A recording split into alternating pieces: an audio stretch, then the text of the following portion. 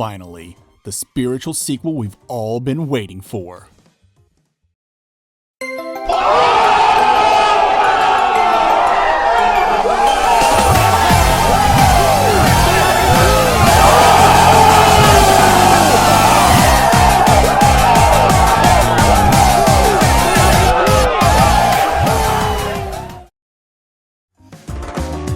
Well, that was fun.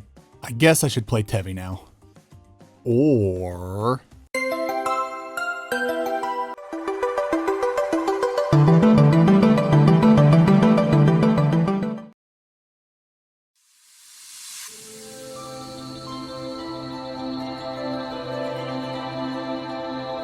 From a cramped cell, Tevi, our damsel in distress, cowers. She winces at the loud clanking of her rusted cell doors and whimpers as a large, bare man looms over her. She shrinks as he threatens her and mocks her and gloats about an important meeting he must attend concerning a valuable treasure on the facility's top floor. With cruel laughter, he locks the cell door behind him, leaving our poor bunny girl to cry in her dark, damp cell. Until she realizes he's gone. With the treasure's whereabouts revealed, Tevi drops the helpless act, picks the locks on her shackles, and busts out through her cell's vent. It's time to steal that valuable treasure, the astral gear. Surely this won't lead to some grand-scale adventure involving angels, demons, race wars, and reality-warping diseases. Surely. Tevi's a spiritual successor to God's gift to Metroidvania's Rabi-Ribi. If you've played Rabi-Ribi, then you know what to expect from Tevi. A bullet hell Metroidvania that's tough as nails and full of spectacle. Thankfully, Tevi doesn't lean hard into the fan service side of things like its predecessor did. So if scenes like this turned you away from Rabi-Ribi, know that Tevi is a much more sophisticated outing. Tevi's narrative, though largely lighthearted and rife with wacky characters, goes to some pretty dark places and is treated much more seriously. And the game's difficulty's been significantly toned down, at least on the normal setting, but we'll get into all that soon enough. Point is, Tevi's done its best to shed itself of its predecessor's over-sexualized Yuri roots in the hopes of appealing to a wider audience. But did it work? Should Metroidvania fans go out and play Tevi right now? Let's find out. Combat.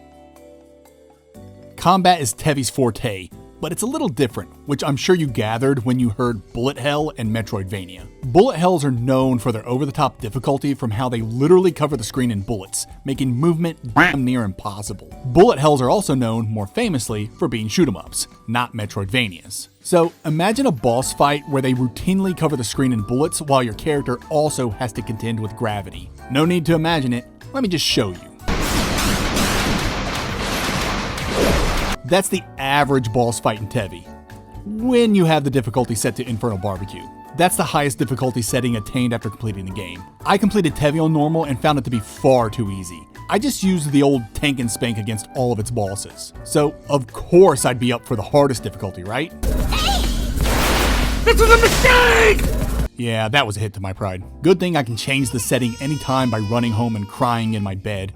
I would have preferred switching difficulty on the fly, but I'm sure there are technical reasons why that wouldn't work, so this sobbing under your bedsheets method works perfectly fine. There's a purpose for me discussing Tevi's difficulty so early in the analysis. 1, whenever you say bullet hell, most sane people immediately stop listening. And 2, I know a bunch of people who dropped Rabi-Ribi because it was too hard even on normal. I'm happy to report that Tevi's difficulty is adjustable mid-game and provides a well-balanced experience for MV enthusiasts and masochist bullet hell enjoyers. Also note that the bullet hell aspect is reserved for the boss fights. Anything outside boss encounters feels and plays more like a traditional Metroidvania. Now, let's say you have the difficulty where you finally feel comfortable. How's Tevi's combat work? Well, it's a little more complex than you'd imagine, and that's before we get into the sigils, which I'm reserving for the next section. I'm trying to keep things simple for now. Anyway, combat's easy initially. You have yourself quick ground and air combos, and you have these things called orbiters you can use to shoot projectiles. There are 2 orbiters, and each houses one of your traveling partners, the Angel Celia and the Demon Sable. You know me, I love when MVs give me flying companions and travel partners, so the more the merrier. Anyway, each orbiter has their own element and firing style, so strategically swapping between the two has its advantages. You can unlock 3 different shot types for each orbiter, and you can switch between them using the bumpers. The shot type you have selected is highlighted in the top left HUD on the left side. These blue orbs represent Tevi's bombs. They get expended each time a bomb hits an enemy and replenish over time. She can drop bombs to blow up blocks and find hidden passages during exploration, and she can use them for combat. Bombs do a little damage, but more importantly, as long as you have blue orbs, they can dispel enemy buffs. And let me tell you, there are a dizzying amount of buffs and debuffs in this game. It's not uncommon to get some random debuff during a boss fight and then pausing the game just to look up what the hell's wrong with you. It wrecks the flow of combat and can get kind of obnoxious. Hey, since we're up here in the HUD, let's finish off the rest of these meters. Green's your HP, so don't let that drop to 0. The bar below, that's your mana and changes color depending on how much mana you have. Mana is basically used for your projectiles. Each 100% increment fires a charged shot and depletes 100% of your mana. But since I have 840% mana and this game has no idea how percentages work, I can fire 8 charged shots. If you don't have at least 100% mana, you shoot these dinky little bullets instead. It's best just to wait until you have mana to shoot charged shots. They do way more damage. Mana recharges innately or through melee combat, the latter charging mana much quicker. The final point of interest on this HUD are these glowy bits. These are for a more advanced move called Core Expansion. Core Expansion creates a shield that blocks basic bullets and fires off some attacks to do big damage. There are 2 meters, blue and red, one for each of your 2 orbiters. Core Expansion costs a set amount of glowy ticks to pull off, and you recharge those ticks by collecting crystals that randomly appear during battle and exploration. And that's it really. Of course, there are other attacks and combos to learn, but Tevi's arsenal's pretty easy to grasp. It's understanding the other mechanics where it gets a little tricky, but it's not that hard, I swear. The first mechanic is combo rank, just like in Devil May Cry. I should have been the one to fill your dark soul with light. Your rank goes up as you hit shit, and the more varied moves you do, the faster your rank increases. This isn't important until you start equipping sigils. No, it's not time for sigils yet. They can't handle sigils this early. Moving along. The other mechanic is called outline status, and it has to do with the outline of your enemy as you attack them. Basically, there are 2 states an enemy can be in, submissive and dominant. No, this is not that kind of video. The yellow outline means the enemy's submissive and can be knocked around like a little bitch. The red outline means they're dominant. While dominant, they can't be pushed around or interrupted, and all damage is greatly mitigated. Naturally, you wail on them when they're submissive and back off when they're dominant. God, could they seriously not think of other names for these states? My wife won't stop giggling from the other room. Okay, let's summarize combat. You can melee and shoot projectiles to build up your combo, you can drop bombs to remove enemy buffs, and you can create a shield to stop enemy bullets temporarily. Another defensive maneuver you get is called the Golden Dodge. It builds up as you fight and becomes a buff that procs when you do certain moves, or it can proc just randomly when you need it. Regardless of how it procs, dodging negates all damage. But because it's a buff, you can't just do it whenever. You have to earn the buff through combat. Once you have the buff, then you can proc it with certain moves. It's odd, but it's a good method to keep players from spamming dodge and making fights too easy. And lastly, we have enemy states. Yellow submissive and red dominant. Smack enemies around when they're submissive and move away when they're dominant. Why are you laughing? This is a serious video about a video game with furries. Why are you laughing more? Another state you need to worry about during boss fights is called break. In the bottom right corner is the boss's HUD. There's an HP bar and little diamonds that indicate how many times the HP bar will refill every time you drain it. The blue bar below is the break bar, and it decreases as you hit the boss. When it's empty, bosses enter the break state. Once broken, bosses can't attack, they take more damage, and they can be juggled to hilarious effect. Of course, the break state's temporary, so you want to get in as many hits as you can before the bar refills. And that's boss fights in a nutshell. Hit them until they break, hit them while they're broken, then run away as they retaliate. Rinse and repeat while dodging all their bullshit until they're dead. Breaking it down like that makes it sound boring, but it's actually really fun. Dodging all the shit on the screen while searching for brief attack windows to take advantage of is thrilling, especially because they have a lot of attack patterns, and especially because Tevi's hitbox is much tinier than you'd expect. You'll be amazed at some of the absurd near misses you'll do, and combat only gets more intense and rewarding at higher difficulties. Warning, for the Rabi-Ribi fans out there, I cannot stress enough that you should not play this game on normal. Save yourself from disappointment and just start on hard or above if you want a legitimate challenge. You'll thank me later. Abilities. Now we come to my first issue with Tevi, its abilities. If you don't know, Tevi is a long game. My first playthrough took me 23 hours, which is pretty meaty for a Metroidvania, and I only saw about 90% of the map. Like most Metroidvanias, you unlock traversal abilities as you play. The abilities themselves are standard MV affair: slide, double jump, air dash, a jetpack for hovering, and wall jump. There are more, but I'll leave those for you to find. Trust me, they won't blow your mind. The abilities themselves are fine, except wall jump. Wall jumps feel bad to use because you have to move away from the wall to do it instead of toward the wall, which is how every other game in existence does it. At least every other good game. Anyway, it's the pacing at which you get abilities that I hated. Slight spoilers, but I was 18 hours in before I got the wall jump. And at 21 hours, I finally got the final traversal ability. That's crazy.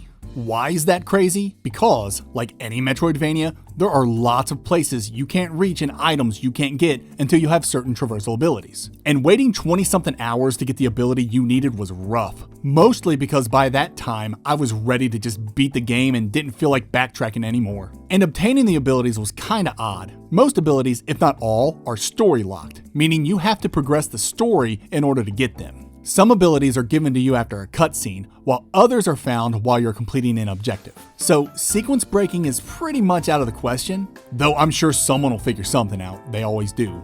Another reason slow dripping these traversal abilities was a bad move is because it negatively affects platforming. Tevi moves really well and feels good to control, but players don't get to experience the prime of her mobility until 20+ hours into the game. Of course, this isn't a deal breaker, but getting abilities sooner would have made exploration more fun and exciting. I think my favorite example that showcases the benefits of getting players more mobility sooner rather than later is the Ori games. If you've played Ori, and you should, then you know what Ori's strength is: his movement. Running, jumping, and bashing with Ori feels wonderful, and the devs knew this. And I say the devs knew this because they took the slow drip feed of traversal abilities found in Blind Forest and basically gave you all those platforming-based abilities within the first hour of Will-o'-the-Wisps. Because they did that, every biome in Wisps was designed for advanced movement, making for a much more engaging platforming experience than its predecessor. Focusing back on Tevi, because there are such long stretches of time between attaining new platforming-based abilities, a lot of the game's platforming isn't very engaging or challenging until like 15+ hours in.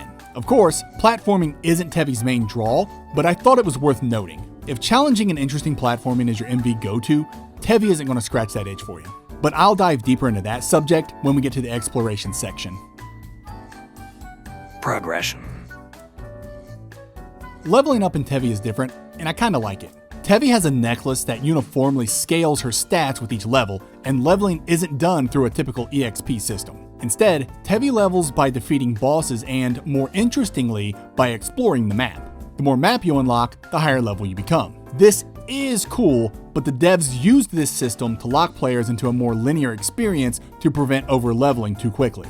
That's not to say Tevi's completely linear, but it might as well be. There's so much ability gating, and because abilities are story-locked, you get the picture. Tevi does give you options. The game's split into 8 chapters, and some of the earlier chapters give you multiple objectives to complete in any order you want, leaving some wiggle room for you to go off the beaten path to experience biomes before you're supposed to, though you'll get ability blocked soon enough.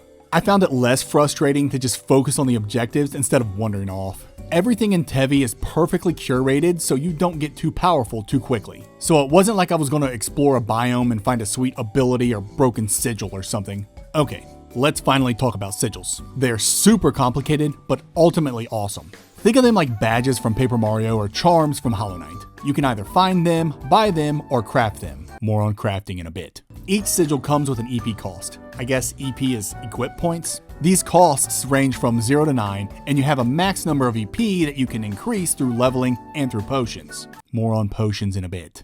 So, as long as you don't exceed your max EP, you can equip as many of these bad boys as you want. I know I had like 20 or 30 of these things equipped by the end of the game. Sigils are where you really get to express yourself because they do such a wide variety of things, like increasing stats, adding extra air combos, or increasing the rate at which your mana replenishes. Sigils is also where combo ranks come into play. Some sigils have combo ranking conditions that, when procced, make you stronger or give you new moves. My favorite example of this is the Style Combo Triple Flash S sigil. Once you get your combo rank to S or higher, your air dash attack turns into this sweet slashing move. Players who choose to use sigils that incorporate combo ranking will find it's a great way to elevate damage output as well as increase move variety and add strategy into the mix. All this makes for rewarding and engaging boss encounters. There are just so many different builds you can make for Tevi. I can see people falling in love with this game's customization.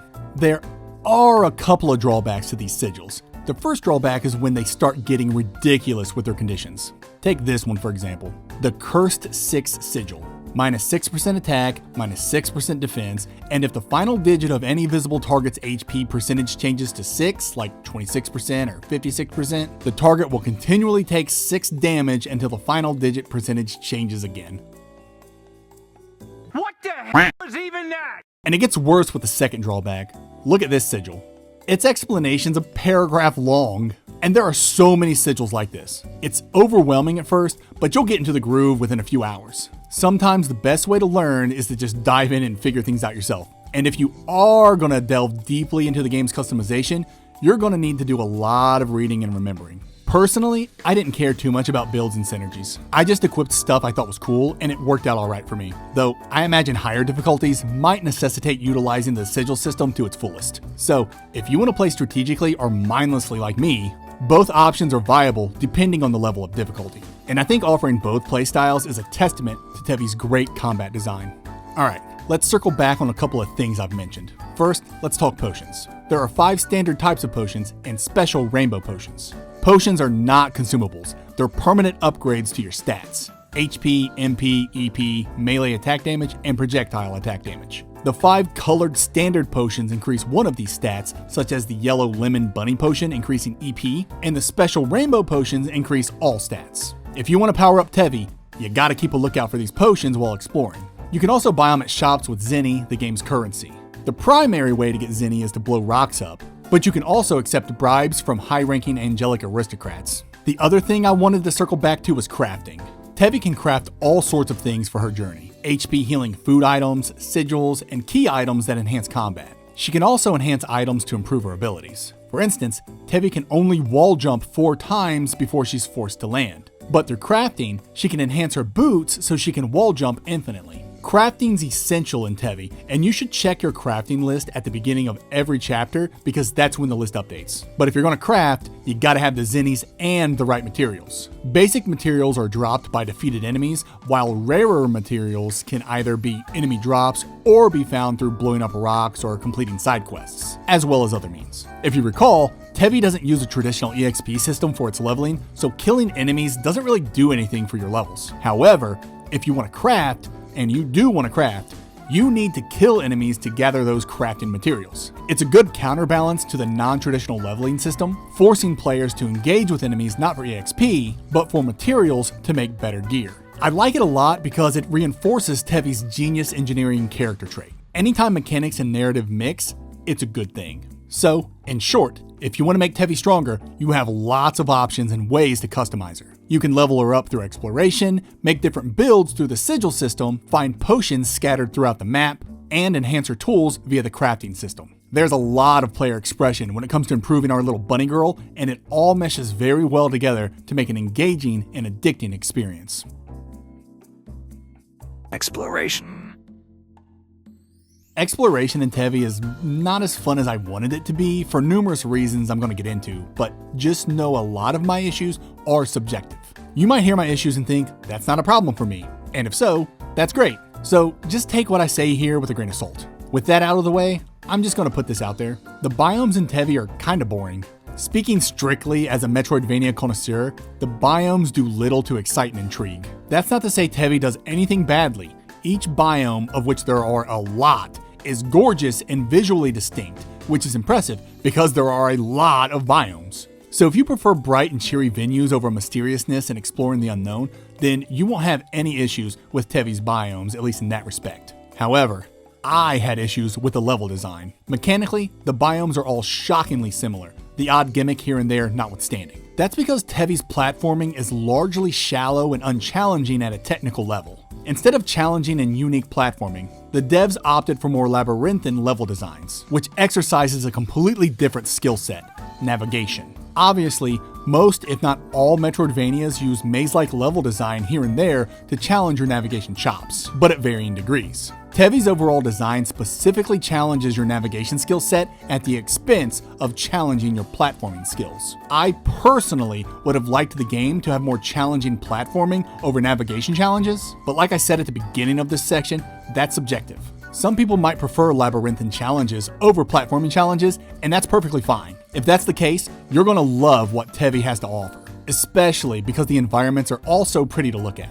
But for those who prefer platforming challenge, you won't be getting that here. There are a couple of other design choices Tevi does that grind my gears, both of which, again, are subjective, but are worth mentioning because I think it'll bug other people too. I refer to these platforming missteps as allowing fail states and having an over-reliance on one-way streets. Let me explain. First, allowing fail states. There are multiple times where you have to solve a puzzle or approach a situation just right in order to get a sigil or something. However, if you mess up by, say, blowing up the wrong block, then you no longer can get that item until you reload your game or leave the biome and return. Why not just let me walk off screen to reset the puzzle? I hated it so much. I hope the game gets patched so nobody has to suffer through that anymore. The second thing Tevi does that I hate is that it designed its levels with an over-reliance on one-way streets. I understand this is a platforming trope and concede that it's a viable design choice, but that doesn't mean I can't still hate it, especially if devs use it every chance they get in a 20+ hour game. Basically, what I mean by one-way streets is that the devs like to block off paths in ways that stop you from backpedaling. Tevi does this a lot. Sometimes you'll slide through a crack only to have no way back because the hole is too elevated on the other side, or they'll set a false floor for you to drop through, forcing you to backtrack in order to return to the place where you fell from. But the most egregious design choice is that you can't drop through platforms at all. In a vast majority of MVs, you can drop through platforms simply by holding down and pressing jump. You can't do this in Tevi because the designers wanted to use platforms to trap you and block off areas, thus obnoxiously creating innumerable one-way streets that force circumnavigation. Honestly, I think Tevi leaned hard into the one-way street trope because they couldn't diversify the game's platforming due to traversal abilities being doled out so slowly. Yet another reason why Metroidvanias should prioritize increasing your mobility as early as possible. Not only is it more fun for the player, but it opens up level design opportunities for devs, which in turn makes traversing the levels more fun for players. I'm only thinking about you all. Exploration isn't all bad in Tevi. There are lots of hidden items to find, like potions and sigils and zenny and rare materials, and there are NPCs strewn about who give you side quests. And though it is a nice shot of dopamine every time you collect a new potion or sigil, that rush eventually fades because the game is so freaking long. If the game were shorter or offered something new to find and collect midway through the journey to refresh the thrill of the hunt, I'd have something more positive to say about exploration. As it currently stands, finding the same potions over and over again loses its zest after 20 hours. And of course, this late game apathy toward discovering items negatively impacts the desire to backtrack. Not that backtracking was desirable in the first place with all the freaking one-way streets everywhere, but at least backtracking's easy. Tevi gives you a fast travel system pretty early, which is good because this game's map is so huge. I couldn't imagine backtracking without fast travel. Speaking of the map, Tevi's in-game map is outstanding. It's easy to read, easy to use with scrolling and zooming, biomes are clearly separated and labeled, and objective locations are clearly represented on the map and easy to sift through via the list on the side. Honestly, the map is near perfect. There are a couple of weird design choices. First, items you find are automatically placed on the map. I didn't like this at first because I'm dumb and thought the map was telling me the item was still there for me to grab, but upon further review, this is great for people who want to 100% the game. These gamers can compare their map with a completed map and clearly distinguish what they've found versus what they need to find. It's a truly brilliant move. The other odd choice that I'm not actually a fan of is how to pin the map.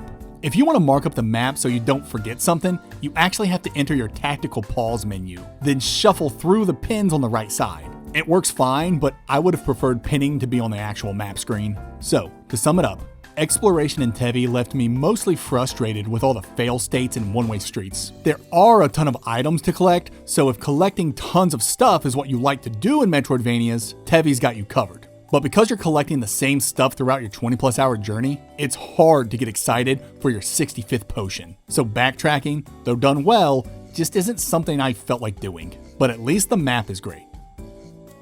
Atmosphere. There's no two ways about it. Tevi is beautiful. I've mentioned how gorgeous the biomes are, but really everything in this game is gorgeous. The backgrounds, the foregrounds, the character portraits, the still frames used in cutscenes. I especially looked forward to these still frames. They were always so detailed and aesthetically pleasing. The pixel art used during gameplay looks great and animates very well. I'm not one for the chibi style, but it works in Tevi. Everything the game does creates a cute and vibrant ambiance that kept a smile on my face. The game's vibes are just infectious, and its music just keeps the good feelings a-rolling. Most tracks are poppy and upbeat and chill, but there are a few heavy tracks that had me bobbing my head as I played. Tevi knows what aesthetic it's aiming for and nails it. All you have to do is decide if that aesthetic is right for you. And that brings us to the elephant in the room: furries. I can't breathe when you're not there. Technically, the characters in Tevi referred to as beastkin aren't furries. They're kimono mimi, which is the Japanese equivalent to furries. So yeah, basically furries. I didn't find the designs to be too distracting, and the beastkin are just one of several races in the game, which is important because the game tries to tackle hot button issues like racism and classism. Keyword being tries, but we'll touch on that in the narrative section. Right now, I want to talk about how the game forces you to kill cute foxes and bunnies. Yeah, the enemy designs in this game are kinda whack. They're mostly rodents and bats, which I don't think are rodents. Anyway, there are some more interesting designs that look like ancient machines and blobs and stuff, but they all look cute despite their best efforts. A lot of the bosses are tiny little humanoids, which I thought was disappointing from a design standpoint, but I get it. The devs prioritized challenge over anything else for boss encounters, and having a tinier, more agile target is much more difficult to hit, especially with all those bullets all over the place. Overall, the aesthetic in this game is cheery, cute, and furry or furry adjacent. If that's not your thing, then Tevi's adorable aesthetic is more likely to make you cringe than cry out in joy, especially if you're not into anime, because from its looks to its characters to its narrative, Tevi is unabashedly anime. Narrative. I'm actually going to take a deep look into Tevi's narrative. I'll start by discussing it in generalities, then I'll throw up a spoiler warning and head into the spoilers section. First off, Tevi's narrative is bad. And what makes it worse is I can't say, but you don't come to Tevi for the narrative, because the narrative's front and center. Anytime you meet a new character or something develops in the plot or you enter a new area, you better grab yourself some popcorn and something cold to drink, because this game's going to talk about it for a long time.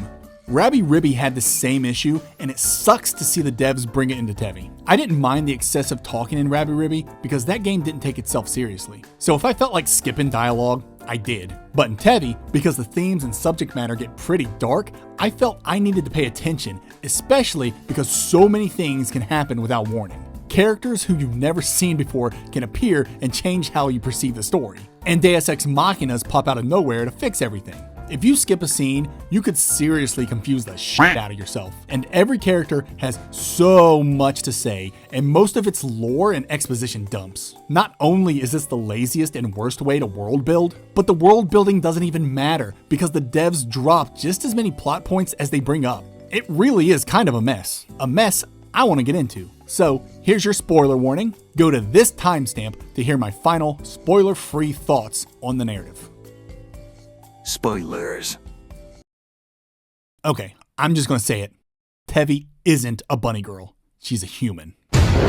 Alright, these spoiler sections are where I presume you've already played through the game, so I don't waste time explaining things. I'm just gonna jump in as if you already know what I'm talking about. That being said, let's start with the narrative. Yeah, it's a mess. First off, whenever it takes 1 minute for me to summarize your 20+ hour game, you might need to dial back on some of the dialogue. That's not a rule of thumb or anything, but maybe it should be. Not a whole lot happens in this game, but the characters really feel like they need to talk about it. Okay, I'm being a little facetious, but the spirit of what I'm saying is these talking sections add less to the game than they add. Especially in the final 2 biomes where nearly every other screen stops gameplay and forces you to watch a flashback. It's just not a great way to tell a story, especially in a video game. And the twist of Tevi being the daughter of Karen and Talia? Okay, and? They never do anything with that. She doesn't even get some final form or hidden power or game-altering insight. It kind of explains why she's so adept with mana and where her pendant came from, but knowing those things doesn't do much for players. Also, really? That's the twist? The white-haired protagonist is related to the only other white-haired characters in the game? Dang, got me. I totally didn't see that coming from a mile away. And let's talk about characters coming out of nowhere, i.e. Talia. It's fine when people do this, but it's my least favorite kind of villain, the surprise evil twin nobody knew about. It's seriously too soap opera-y for me, although Talia's motivations were actually pretty awesome. She tried to steal her sister's man and even bore his child, but when things went down and got real, he chose to save her sister over his pregnant mistress, which says a lot about his shitty character. If I were Talia, I'd be super pissed too, so I'll give the devs this one. Excellent motivation for our surprise villain, even if all of it is sloppily introduced in the final act and brings everything else to a screeching halt. This brings us to the pointless world building. The game sets up early on all these races and political factions and explains the racial tension between humans and beastskins and magitechs, but it never goes anywhere. These tensions neither escalate nor get resolved. It's all just dropped for this out-of-nowhere star-crossed romance that overtakes the plot in the final act. It wouldn't be so bad if the game didn't painstakingly take the time to explain all the racism and tension to you. And that's not the only plot point the game drops. Sable's sister Sabrina is sick and dying, so you go to Valhalla because everyone up there is perfect, and thus there might be something that could heal Sabrina. But then, out of nowhere, you meet Frey, Tevi's childhood friend, and learn she might be in trouble. And so you completely abandon Sabrina's quest. Sabrina's never even brought up again until the end of the game in Sable's illusion. It's ridiculous. Then there's the reason you dropped Sabrina's quest. Tiberius is murdering his own people if they show any signs of imperfection. So you kick his ass and leave him alive with no consequences, presumably so he can continue murdering his own people? What the frick? The ending even states that Celia is working hard to take his place. Bitch, put his ass in jail, or at the very least, demote him so he stops killing angels. This was probably the stupidest part of the game. I'm not saying they needed to kill Tiberius, but some consequences would have been nice. But no, this game doesn't like tension. It likes to introduce conflict and either immediately resolve it or forget about it. The game's more concerned about pushing the characters forward than making anything make sense. Next up, Deus Ex Machinas. There's no way I'm the only person who played this and rolled my eyes at the stupid memory box. That was nuclear levels of cringe. They could have fixed that by at least mentioning it sometime earlier. Like when Tevi has to fight Frey. They were both from that orphanage, and when Frey reclaims her sanity and is dying, maybe she could reminisce about all the good times they had at the orphanage, and then maybe bring up the memory box and how she wished she could have gone back to open it and relive those memories. It's not perfect, but it's better than just bringing it up out of nowhere like they chose to. Then there's the blood snare. You get told nobody can use the astral gears to make the key of dust needed to cast Elysium except for Karen because he just has so much mana. Then, suddenly, the secret twin sister we've never seen before appears and just so happens to have the blood snare, a blade that absorbs a person's mana so the wielder can use it.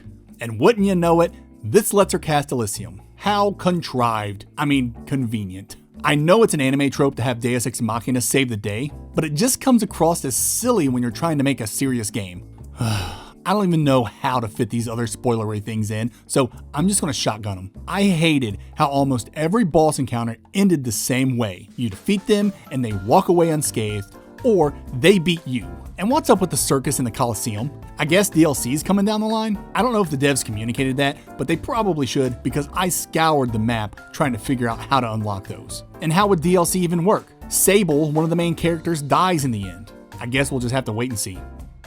Spoilers end. Final thoughts on the narrative. Yep, it's bad. Really bad.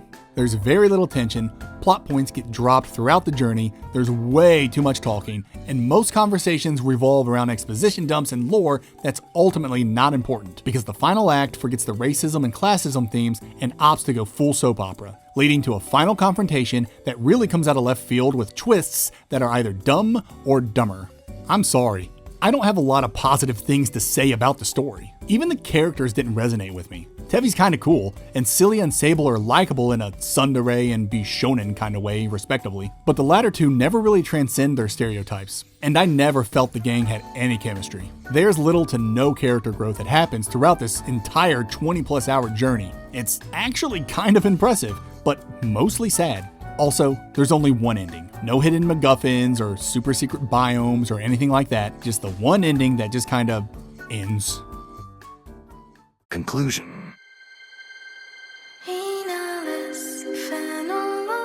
Even though I thought the game was okay, Tevi's a tough one to recommend to casual MV fans. Unless that fan's also a fan of Rabi-Ribi, in which case I wholeheartedly recommend Tevi. Compared to Rabi-Ribi, Tevi is an upgrade in every aspect. The only thing I'd suggest to Rabi-Ribi fans is to up the difficulty beyond normal. Do that, and you're set to have a good time. For everyone else, I don't know if I can recommend Tevi. It's so niche, there are just too many hurdles for even casual MV fans to jump. The narrative's so bad, and even if you don't play Metroidvanias for the narrative, this game's gonna shove it in your face anyway. Seriously, these characters talk so much. But you can skip the narrative and all the dialogue if you want, so that's one hurdle you can overcome if you really don't care about the story. But what about its aesthetics? You down for anime stereotypes and furries? If that doesn't bother you, then boom, we're over another hurdle. You okay with bland and often frustrating level design and platforming that offers little to no challenge? Over another hurdle. Are you good at bullet hells, and are you comfortable with possibly playing on baby mode if you aren't? That's one less hurdle. Are you a die-hard Metroidvania fan that doesn't mind a 20+ hour game? If you cleared all the hurdles up to this point, then I think you should give Tevi a shot, because it has a lot of redeeming qualities. The combat's solid, collecting stuff is fun for the most part, building your character with sigils can be addicting, and the challenging combat it provides for more bold players can lead to very rewarding experiences. And it's highly replayable. Upon completion, you unlock custom game that comes with all kinds of modes. I haven't even unlocked them all yet. So far, I think the random sigils mode is the most interesting. It randomly swaps all sigil locations in the game. I can see that giving way to some chaotic and fun playthroughs. Listen, I don't want anyone to think I hate Tevi. I like Tevi despite its flaws because what it does well, it does very well. It's a good game and an okay Metroidvania. But I'm doing my best to be honest because Tevi isn't for everyone. For the people this game is for, they will absolutely love it.